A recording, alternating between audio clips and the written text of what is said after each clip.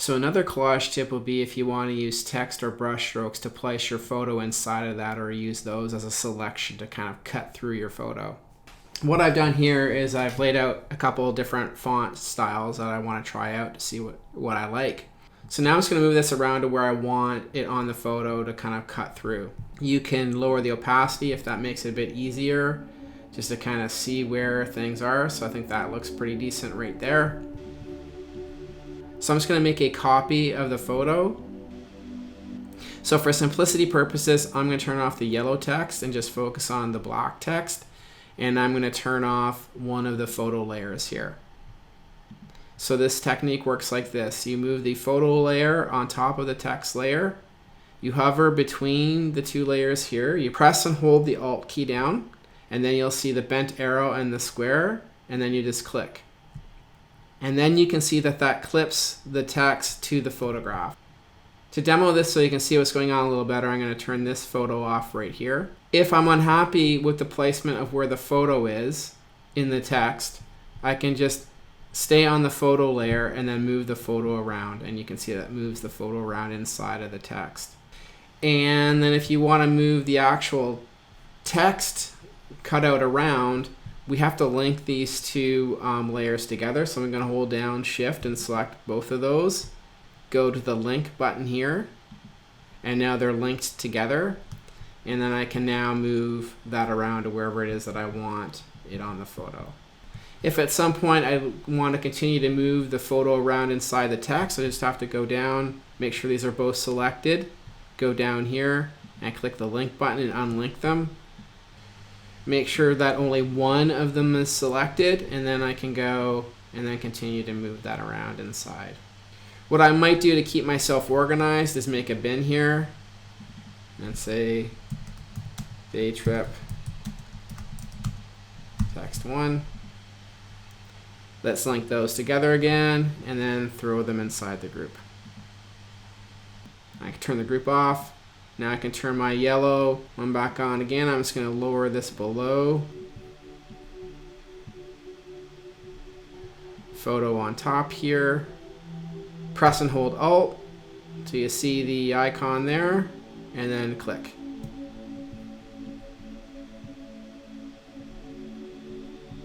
Okay, here we are again. I'm going to turn off these text layers, and then I'm going to demo the same thing with a brush stroke. So I'm going to go down here, click this and make a blank layer.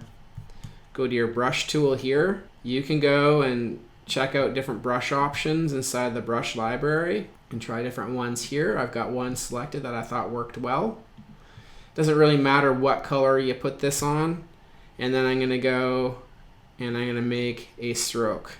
So there's my brush stroke there. Let's move the photo on top of that. Hover between the two, press and hold Alt and click. And you can see that that clips the photo to the brush stroke. If I want to move those around, I need to shift select them. Good habit to link them together. And then I can go around and move that around. If I want to make any scale adjustments, remember the free transform, the Command or Control T or the transform options down here. And then I can change the scale. I can kind of move that around. So what I'm going to do now is I'm going to make another folder here. I'm going to call this brush stroke. Let's place those inside of that group there. So I'm just going to turn that off. If you're going with this text here and you're finding it difficult to read, there's a couple things you can do. I'm going to make a blank layer. I'm just going to drag it below the text here. You can just go up to the Marquee Tool here. I'm going to pick the rectangular Marquee Tool, click and drag, and then you can pick a color here to fill the marquee in with. I'm just going to go with a grayish color here. Go to your paint bucket tool, fill that in. Command or Control D to deselect it, and then you can lower the opacity. And then if you want that stretched out, Command or Control T, you can make that bigger. If you hold the Shift key down, you'll just stretch it on one side or the other. So the Marquee Tool allows you to make a quick shape, or you can go down here into the Shapes area and pick a rounded rectangular. Let's turn this off for now. Start clicking and dragging that. it gives me all sorts of properties here. I'm just going to collapse that. If you don't want a stroke on it, pick no stroke. And then you can go and pick your fill color. You can lower that opacity. Let's try a different fill color here. So if you want to modify the shape, you need to go down here into the arrow tool, click and hold, and then pick the white arrow tool. Click off, and then you can click on somewhere, and then it will allow you to grab these anchor points here and move this around and change the shape. If you want to get rid of some anchor points here, the way that you do that is you go into the pen tool, there's the delete anchor point. So you can delete anchor points if you want. Go back to the white arrow tool and grab the anchor point here. If you want to add an anchor point to this, you go to the pen tool, you see the plus symbol beside it, it's the add anchor point, and then you can add an anchor point. For those of you that are familiar with Illustrator, this functions a lot like Illustrator.